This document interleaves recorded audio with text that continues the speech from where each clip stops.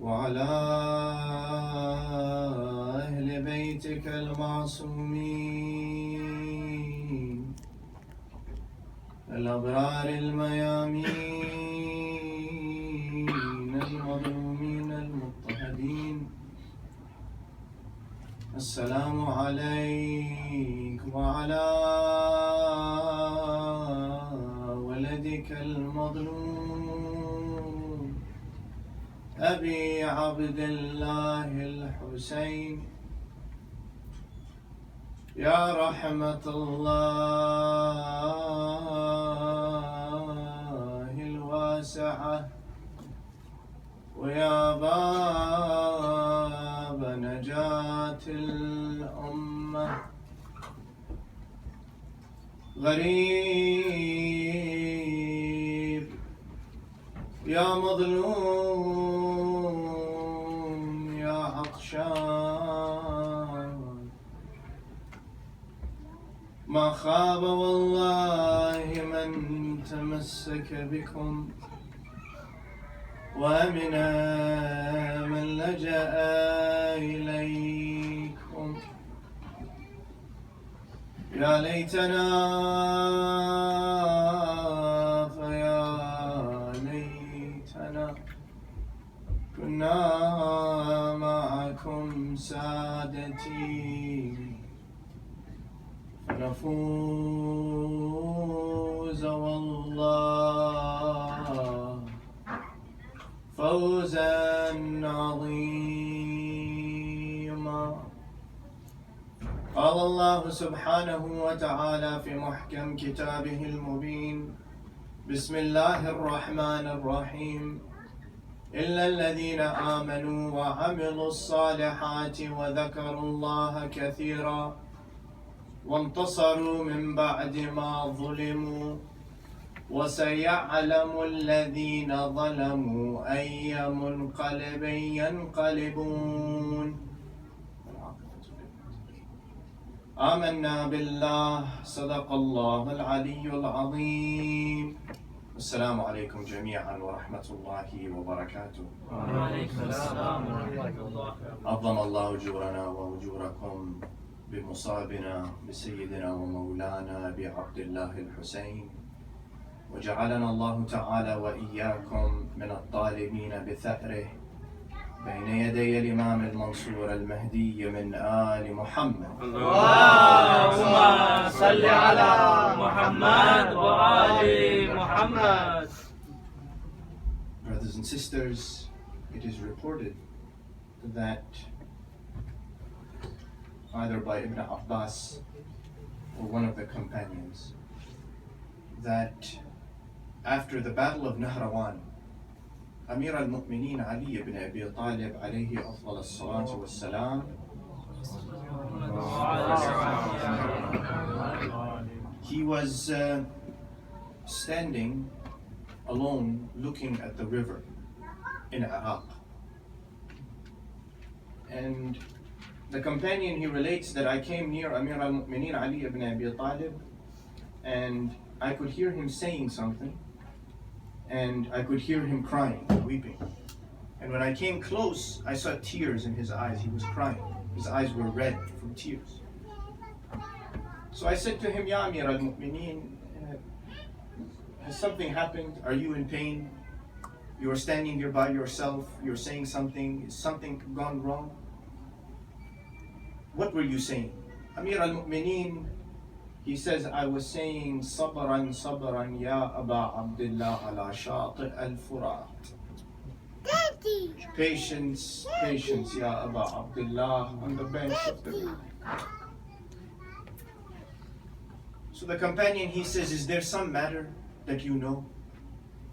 Amir al-Mu'mineen, he says, one day I came into the room and Rasulullah sallallahu alayhi wa alihi,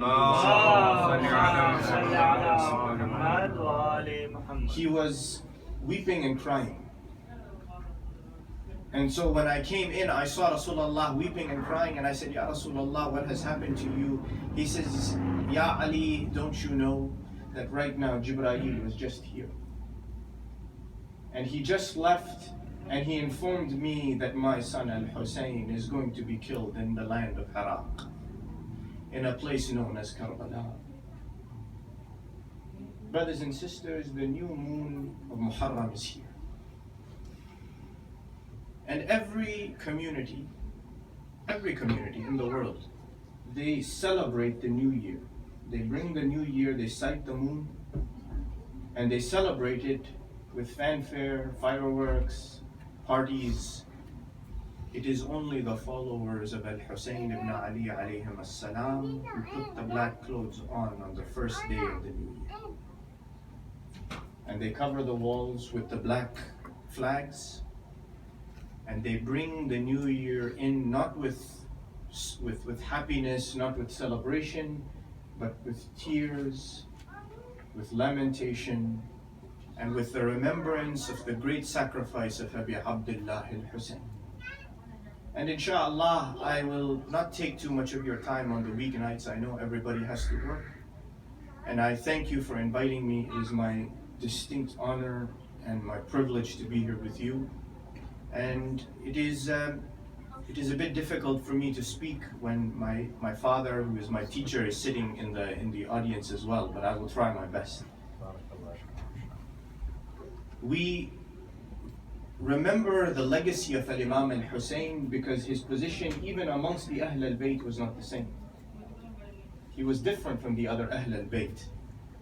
And why is that? They say one day a man came to Imam Abi Abdullah Ja'far ibn Muhammad as-Sadiq alayhim as-salam, and he said, Ya ibn Rasulillah, you are all the holy itra of the Ahl al-Bayt. All of you are chosen by Allah. You are ma'soom, you are pure. And when you leave this world, it is a great tragedy for the Ahl al-Ard, for the people of the world. But why is it that the tragedy of your grandfather, Abi Abdullah al-Hussein, is so difficult? Why is the musibah of Imam al-Hussein so hard to bear? And it is lamented like nobody else's death is lamented. It is mourned like nobody else's sacrifice has been mourned. Imam al-Sadiq alayhi salatu was-salam, he says to the companion, he says, in the beginning, in the early days of Islam, he says there were only 5. There was my grandfather Rasulullah sallallahu alayhi wa alihi wa sallam.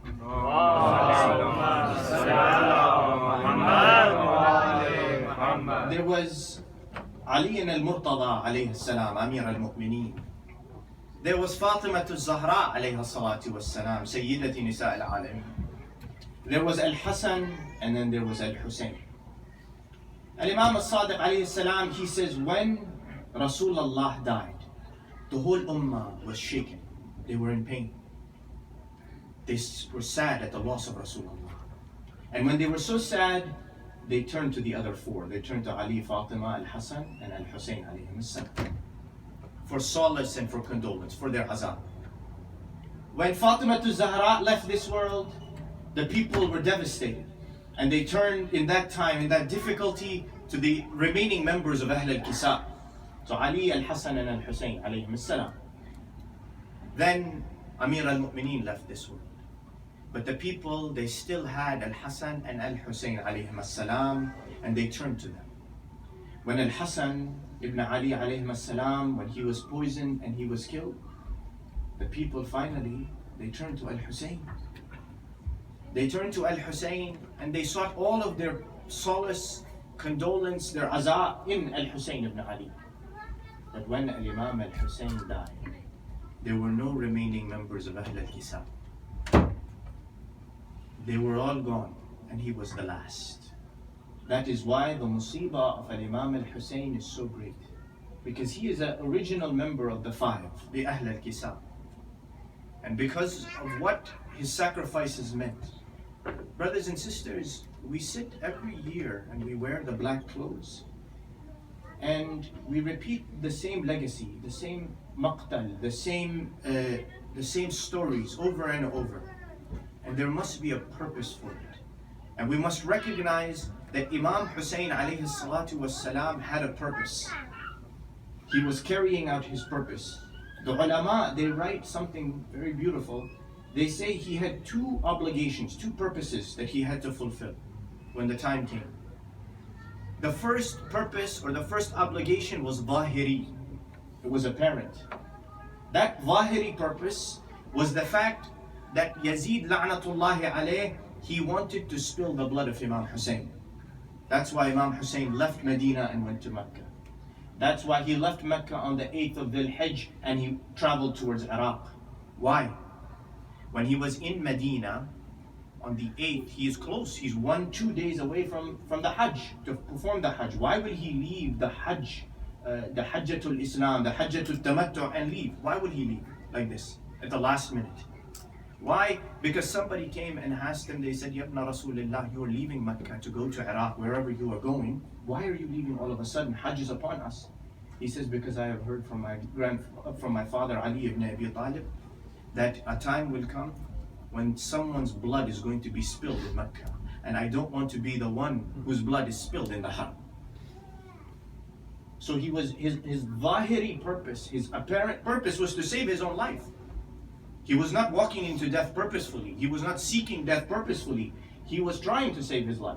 He was trying to run away and move away from the people who were trying to kill him. He was trying to survive and maintain the survival of the Imamah and Islam. Now they say that is the apparent purpose. He saved himself. He was trying to save himself and safeguard his family. His women, his children, all of them were with him. Now the waqi'i purpose. Waqi'i means what is deep inside, the meaning that is deep inside. Why Imam Hussain alayhi salatu wasalam did what he did. It is because if he had given bay'ah to Yazid la'natullahi alayh, if he had gone and pledged allegiance to him like Yazid wanted, the people would have accepted the Islam that Yazid was portraying in front of them. Yazid made it okay to drink alcohol. Yazid made it okay to do all sorts of usurpation of wealth and collecting and hoarding wealth and killing innocent people. How many crimes did he not commit? How many crimes did Muawiyah la'natullahi alayhi not commit? If Imam Hussain had given the allegiance, the people would have said, look, the grandson of Rasulullah has given allegiance to Yazid. Yazid must be right. The Islam he is portraying must be correct. Imam Hussain says, no. I will never give allegiance. A man like me will never give allegiance to a man like Yazid. A man like me will never give allegiance to a man like Yazid. And I will go and I will fight. Brothers and sisters, inshallah, maybe tomorrow we will discuss more on the details. But the Ummah had reached a place where now something great had to be done. It was becoming worse and worse and worse since the time of Rasulullah sallallahu alayhi wa alihi wasallam. Since he left this world, it was becoming worse and worse.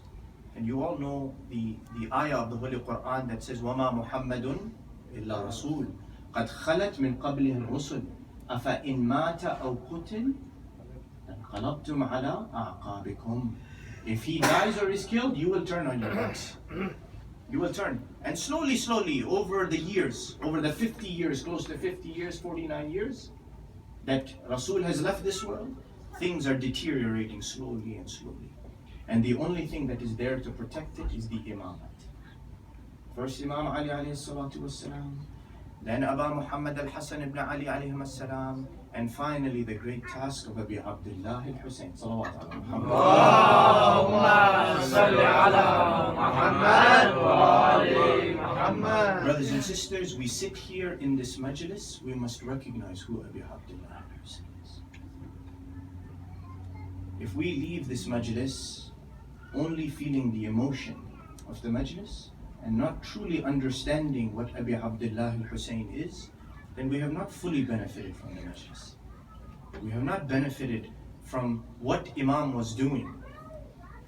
And Imam was awakening the conscience of the humanity. He was awakening the qulub of humanity. He was bringing their hearts alive. They say one day, a man comes to Imam Abi Abdullah al-Hussein and he says, Yabna Rasulullah. He says salam to him, replies back. The man says, he says, Yabna Rasulullah, I am one of your Shia. I am one of your Shia. So Imam Hussain alayhi salam, he says, be careful what you are saying. Because God forbid on the day of judgment, Allah raises you up and calls you a liar. The man becomes startled like this, that I just said to Imam Hussain that I am his Shia, but yet Imam is saying to me, be careful what you say. Be careful how you declare yourself that you are the Shia of the Ahl al-Bayt. God forbid you are raised up on Yawm al-Qiyamah as a liar. Imam Hussain, he says, our true Shia are not those people who have bughd in their hearts. Their hearts must be pure. Their hearts must be pure of any malice and any impurity. They must be those who act on the ma'roof and they deny what is evil. They stay away from that. He says, instead, Imam says to him, he says, instead of saying you are one of our followers, one of our Shia, say you are one of the people who is impressed with us. Someone who is not our follower, but is impressed by what we are instead.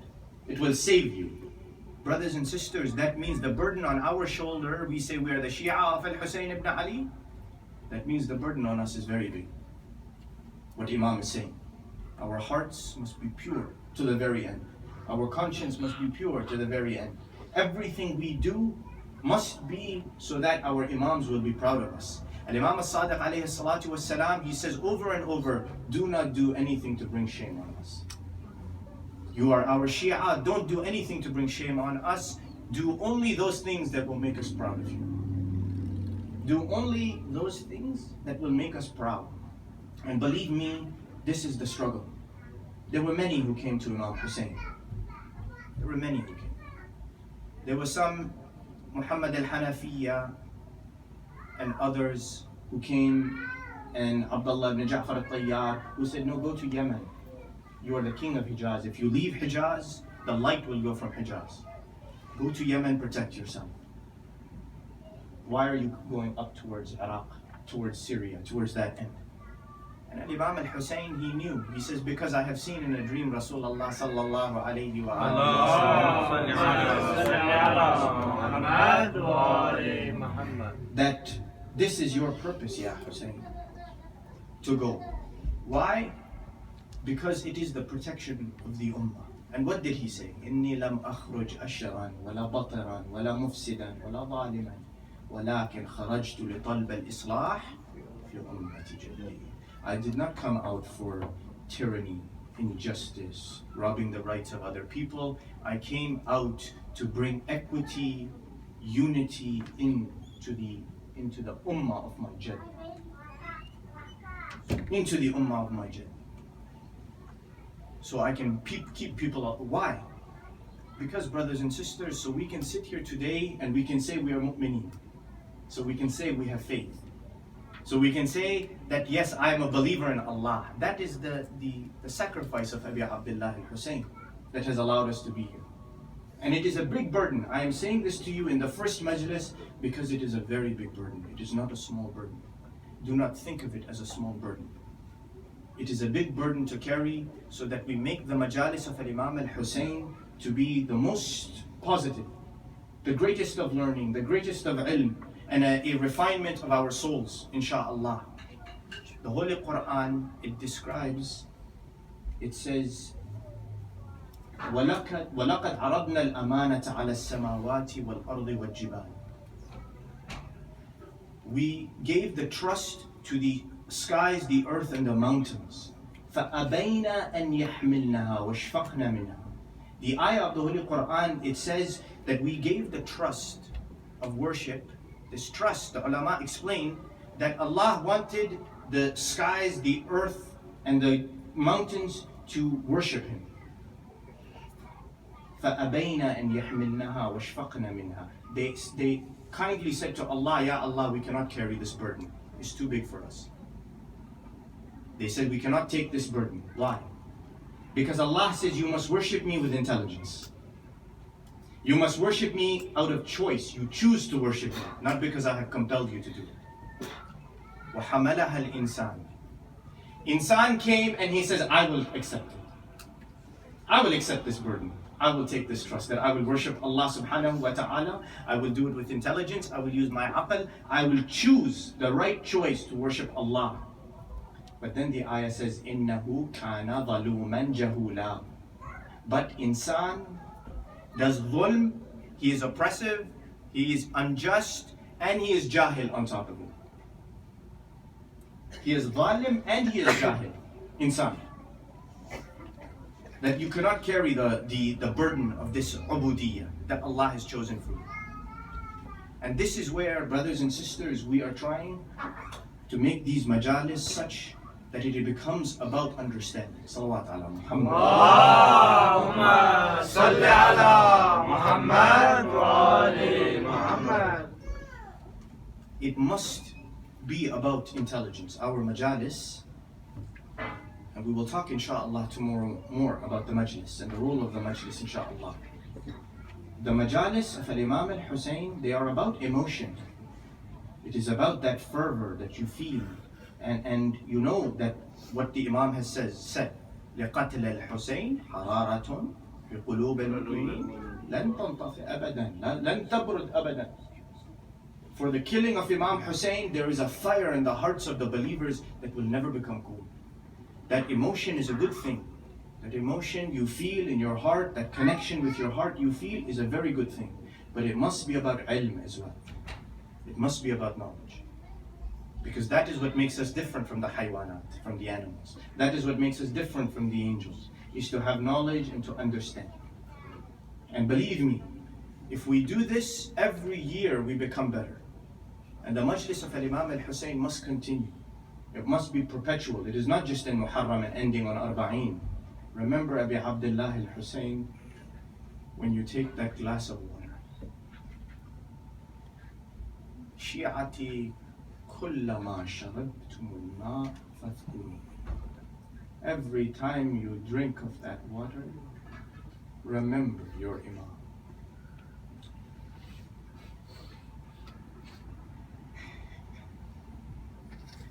And say Assalamu alayka ya Aba Abdullah, Ya Atshan Karbala, the one who died 3 days thirsty. Brothers and sisters, this majlis is a Ihya of the Deen. This majlis is what brings Deen to life. You come here, you sit and listen to the majlis, you learn about Allah and our role for Allah, our way of worshipping Allah, our way of being dutiful to Allah, and you learn about Allah's knowledge, about His kitab, about the seerah of His Nabi sallallahu alayhi wa alihi wasallam, and how to live a better life. That is the role of majlis. It is Ihya Ad-Deen. It is to bring your religion to life. It gives you vitality, it gives you fervor, it gives you energy. It brings your heart to life.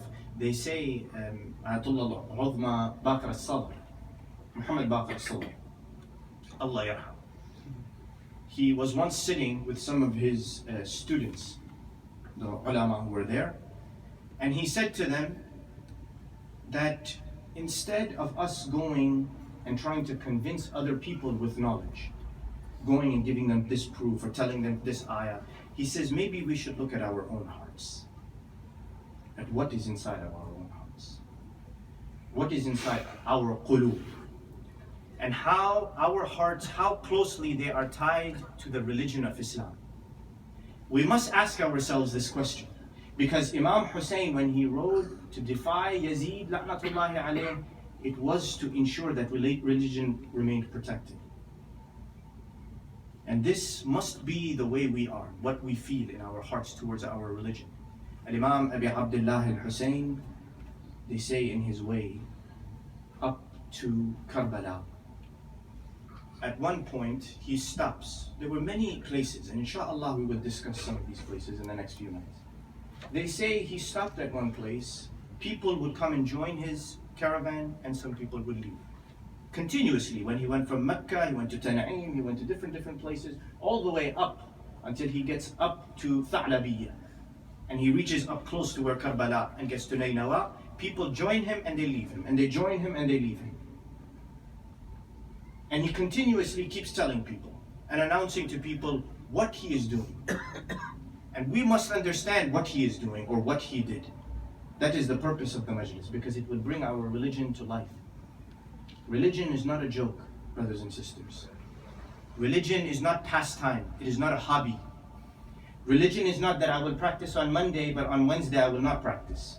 Or I will do Salat al-Fajr on time, but Dhuhr I will leave till the last minute, till Maghrib, and I will finish it then. No, you cannot do that. Religion is serious. Religion is life itself for us. That was what Abi Abdullah al-Hussein did. He paid the price of his life, so the religion of Muhammad sallallahu alayhi wa alihi wa sallam stays. In one place, Imam al-Hussein, he stops and he says, Inna hadihi dunya qad taghayyarat wa tanakkarat. This dunya has changed. It's turned on its back. He says, this dunya has changed. It has turned. And he says, وَأَدْبَرَ مَعْرُوفَهَا. What was in front has turned around on its back. Look at how he's describing. What was apparent has turned on its back. What was clear has turned on its back. فَلَمْ يَبْقَ مِنْهَا إِلَّا صُبَابَةُ كَصُبَابَةِ الْإِنَاءِ. There is nothing of value left in this dunya. Just like when you drink from the cup of tea and that little bit of drink is left at the bottom, you know, when you finish it, and there's just that little bit that you cannot remove, he says that is all that is left in this dunya of any worth. Just that little bit is left in the cup. That is all that is left in the hayat al-dunya. وَخَسِيسُ عَيْشٍ كَالْمَرْعَ الْوَبِيلِ. He says it has become mean-hearted, this dunya. It has become cruel. The dunya has become cruel. And he says, أَلَا تَرَوْنَ أَنَّ الْحَقِّ لَا يُعْمَلْ بِهِ. Can you not see? He's telling the people that people have stopped acting on the truth. They have left haqq behind. They have left the haqq behind. وَأَنَّ الْبَاطِلَ لَا يُنْتَهَى عَنْهُ. And that whatever is batil, whatever is evil and wrong, people have stopped denying it. They have shut their mouths. What is happening in the world today? Have we spoken up about the injustices in the world? There's many injustices. Imam Hussain is speaking to us. He's not speaking to anybody else. He's speaking to his Shia. The ones whose hearts need to wake up, whose deen has to come to life. Imam says, لَيَرْغَبَ الْمُؤْمِنْ فِي لِقَاءِ اللَّهِ مُحَقًّا.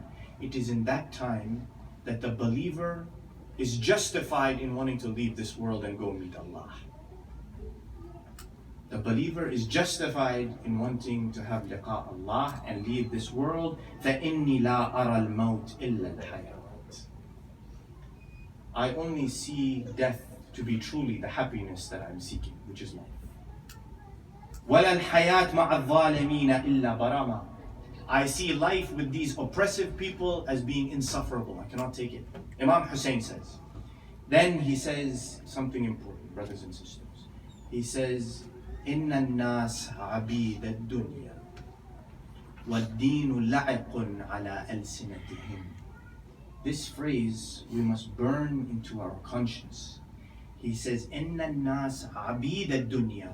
People are the slaves of the life of this world. وَالدِّينُ لَعِقٌ عَلَى أَلْسِنَتِهِمْ. Religion is like the slaver that is in their mouths, on their tongues. He says, يَحُوطُونَهُ مَا دَرَتْ مَعَائِشَهُمْ. They move it around in their mouth just like wherever their need for this world is. If their need for this world is here, they move religion in that way. If the need for the world is this way, they move religion in that way. Like the spit moves inside of their mouths. Like the spit moves inside of their mouths. فَإِذَا مُحْصُ بِالْبَلَاءِ قَلَّ الدَّيَّانُ. When bala comes, the true people who follow religion are very few. What did he do? The greatest bala is on Abi Abdullah al-Hussein. And what did he prove? That religion is the most important. Follow your religion. Don't make your religion a hobby. Keep your hearts alive. Brothers and sisters, only a few words on the buka. We sit and the people say, why do you keep crying in these majalis of Abi Abdullah? What is the purpose of these tears that you continuously weep every year? You are doing it. 1,367 years, 77 years have gone by. And you continuously cry for Abi Abdullah al-Hussein. And you cry and you cry and you cry. It is because there is Ihya Ad-Deen wa Ihya Al-Qulub. Your hearts become alive from those tears, brothers and sisters. This Majalis is emotion, but it is ilm as well.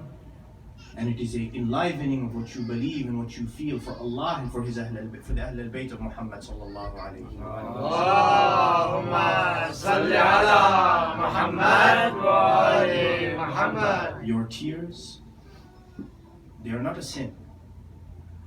They are not against God's religion.